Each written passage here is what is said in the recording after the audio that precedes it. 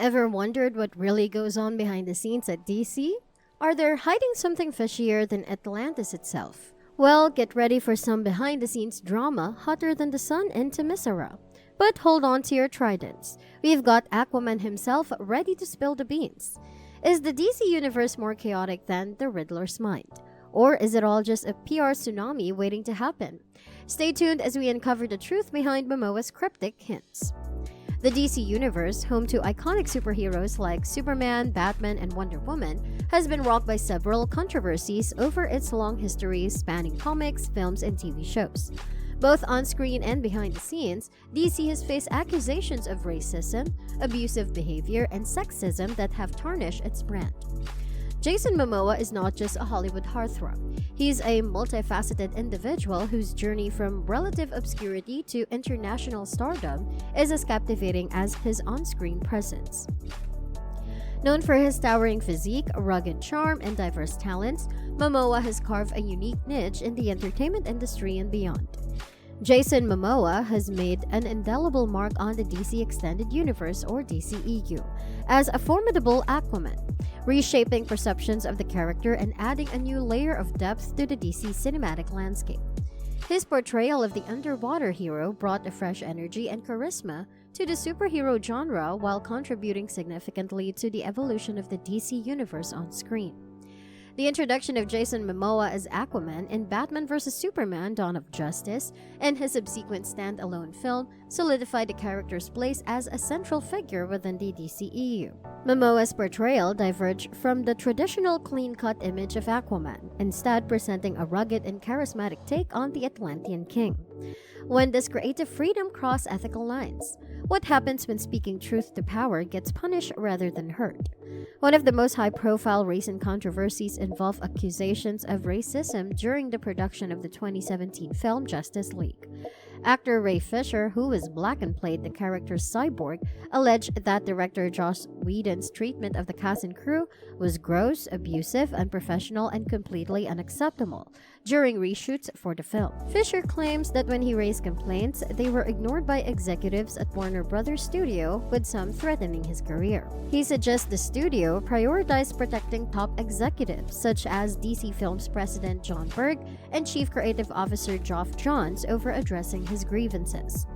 Beyond alleged abusive behavior, Fisher implied issues around representation and erasure of black characters and voices. When Zack Snyder originally directed Justice League but had to depart the production, the storyline of Fisher's character Cyborg was significantly reduced by Whedon.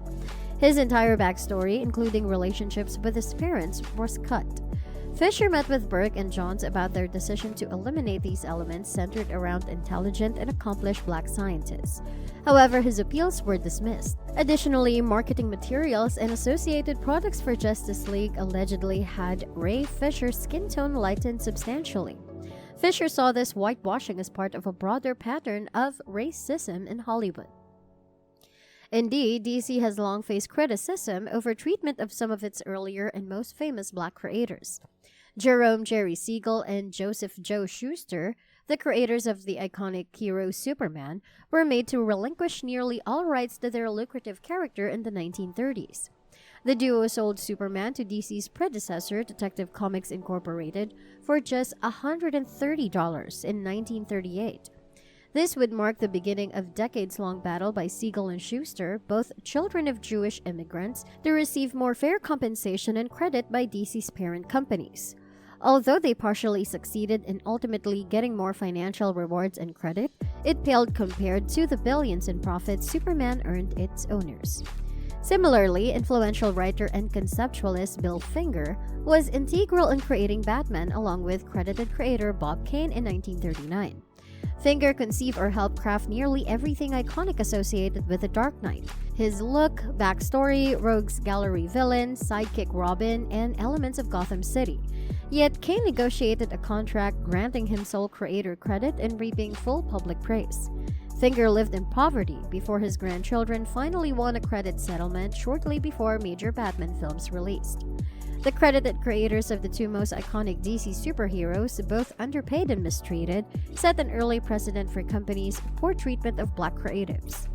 How can chaos thrive amid known complicity around violence and misconduct from leaders down? Behind the scenes, more recent toxic behavior has also plagued DC projects. Fisher claims that in addition to racism and enabling abuse, Whedon's reshoots for Justice League were rampant with threatening, rude, and hostile conduct. Whedon allegedly threatened Gal Gadot when she questioned new scenes Whedon wanted to shoot, according to witnesses. The environment bred by Whedon reached a point where star Jason Momoa reportedly stormed set wearing a matching outfit and beard to resemble Johnny Depp, Amber Heard's ex-husband. Momoa proceeded to impersonate Depp, protesting Heard's involvement with Aquaman and the Lost Kingdom. Reports indicated Momoa was voicing colleagues' preferences that Heard be removed entirely from the sequel. Momoa's antics speak to wider conditions on DC sets where inappropriate and unconstrained behavior was normalized. Whedon's leadership led actor Charisma Carpenter, who worked with him on Buffy projects he created, to label him as hostile and toxic. She says Whedon attacked her character and religious beliefs when she became pregnant. Her Buffy co-stars Sarah Michelle Gellar, Michelle Trachtenberg, Amber Benson, and others validated Carpenter had suffered mistreatment. Unprofessional conduct also extends to Ezra Miller, who stars as Barry Allen or The Flash in upcoming DC films. Miller has demonstrated a pattern of disorderly and criminal offenses while in public from 2020 through 2022. They have been arrested for throwing a chair at a woman, physical assault, disorderly karaoke bar confrontation, harassment, and burglary across Hawaii and Vermont. These incidents, culminating in felony burglary charges, prompted Miller to issue a statement in August 2022 apologizing and revealing they suffer from complex mental health issues. They stated they have begun treatment. DC heads have thus far dismissed recasting the role, hoping Miller continues improving, but putting the franchise's future into question given the actor's unstable past behavior. Why do some listen while others deflect?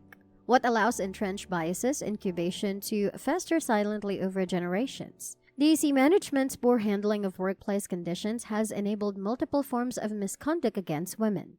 The company itself has drawn criticism in this area regarding female character portrayals. The infamous women in refrigerators trope stems from a storyline in Green Lantern number 54 in 1994, when Kyle Rayner discovers his girlfriend's murdered body stuffed inside a refrigerator. This gratuitous instance of female victimhood solely to drive a male hero's narrative sparked outrage. Comics legend Gail Simone compiled a lengthy list of similar female character deaths and abuse, highlighting an epidemic of sexist plot devices and insensitive writing in comics, particularly in DC stories. Behind the scenes, Jared Leto's unusual method acting process for 2016 Suicide Squad film bred controversy that again revealed normalized sexism. And that's a wrap on our deep dive into the tumultuous tide of the DC universe. Jason Momoa's revelations have left us reeling, but the truth is still a murky mystery. From Aquaman's hints to the hidden truths, we've barely scratched the surface. Is there more drama in DC than in a Gotham City night? Or is it all just smoke and mirrors? Stay tuned because the wave of revelations doesn't end here. Subscribe and hit that notification bell because we're not done swimming through the uncharted waters of DC's shady dealings.